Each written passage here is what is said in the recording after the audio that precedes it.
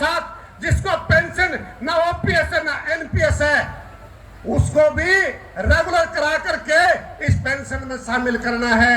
ये मांग भी हमें साथ साथ उठानी पड़ेगी। ये समझ लीजिए कि अगर हमने इन सारी मांगों को साथ साथ नहीं किया तो निश्चित तौर से हमारे को दिक्कत आ जाएगी। हमारे देश के प्रधानमंत्री राज्यसभा में बोलते हुए कहते हैं कि जो राज्य पुरानी पेंशन को बहाल कर रहे हैं ये पाप कर रहे हैं, ये रेवड़ियां बांट रहे हैं। हम ये कहना चाहते हैं पुरानी पेंशन की मांग या जो राज्य बहाल कर रहे हैं वो पाप नहीं है, देश के लाखों कर्मचारियों का अधिकार है और हम मिल करके लड़ करके इसको हासिल करके रहेंगे। ये सरकार को हम साफ तौर से कहना चाहते हैं। तीसरी बात, ये हमारे ठेके पर कर्मचारी लग रहे हैं। ठेका कर्मचारियों की रेगुलाइजेशन की बात हम कर रहे थे। इस सरकार के आने के बाद कोई पॉलिसी रेगुलाइजेशन की नहीं बनी।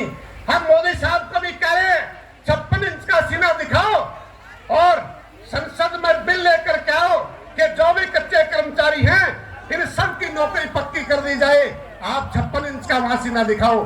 आज हमारा कच्चा कर्मचारी, उसकी कोई जॉब सिक्योरिटी नहीं, समान काम समान वेतन नहीं, न्यूनतम वेतनमान नहीं।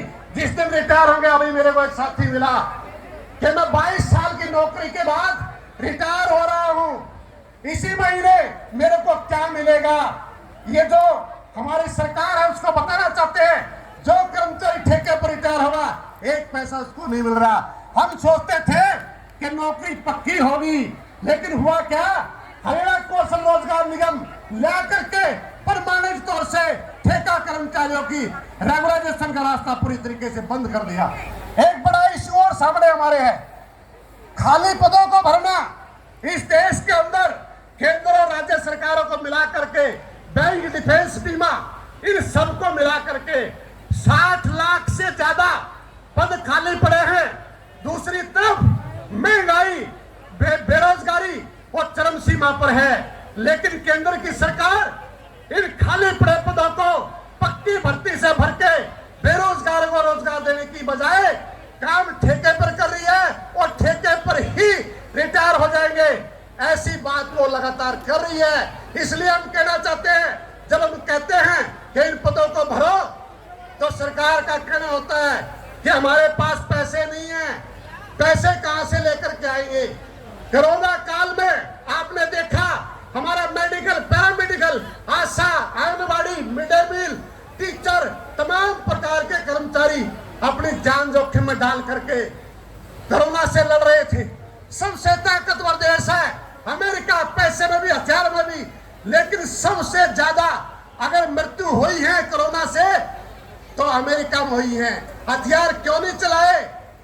इसलिए यहाँ जनसंख्या ज्यादा है, बावजूद उसके कम कैजुअलिटी हुई है। वो इस वजह से हुई है कि यहाँ 1990 से लेकर के अब तक लगभग 22 हड़ताल हमने करी है, ट्रेड यूनियनों के साथ मिलकर के करी है। इस पब्लिक सेक्टर को बचा करके रखा है। जब बाप को भाई, भाई से भाई हाथ लगा के राजी नहीं था, जब हमारा कर्मचारी, हमारे आशा वर्कर, हमारी मिड डे मील, बिजली का कर्मचारी, तमाम कर्मचारी अपनी जान जोखिम में डाल करके कोरोना से फाइट कर रहे थे। इससे पूरे देश में कर्मचारियों की जो छवि बना रखी थी कि काम नहीं करते, निठल्ले हैं, फ्री को तोड़ने में कामयाब हुए।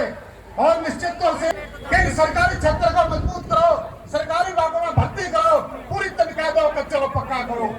लेकिन हमारे प्रधानमंत्री जी एक ही बात कही कि कोरोना आपदा को अवसर में बदलो, और फटाक से केंद्रीय वित्त मंत्री सीतारमण जी नेशनल मुद्रीकरण पाइपलाइन कोई योजना लेकर के आ गई। उसके तहत ये 31 मार्च जो गया है 6.5 लाख करोड़ रुपए इस पब्लिक सेक्टर को बेच करके इकट्ठा करने का टारगेट रखा है।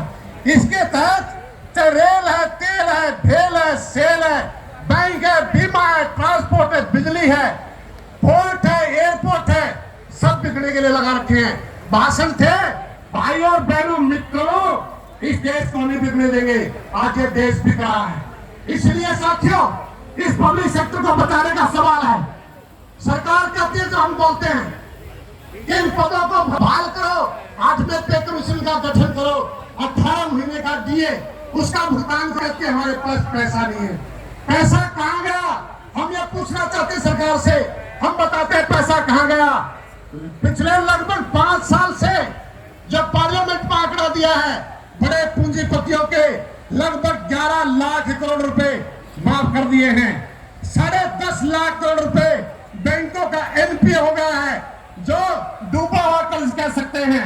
इसके अलावा लगभग 70,000 करोड़ रुपए ये तो पूंजीपति के मित्र हैं, ये लेकर के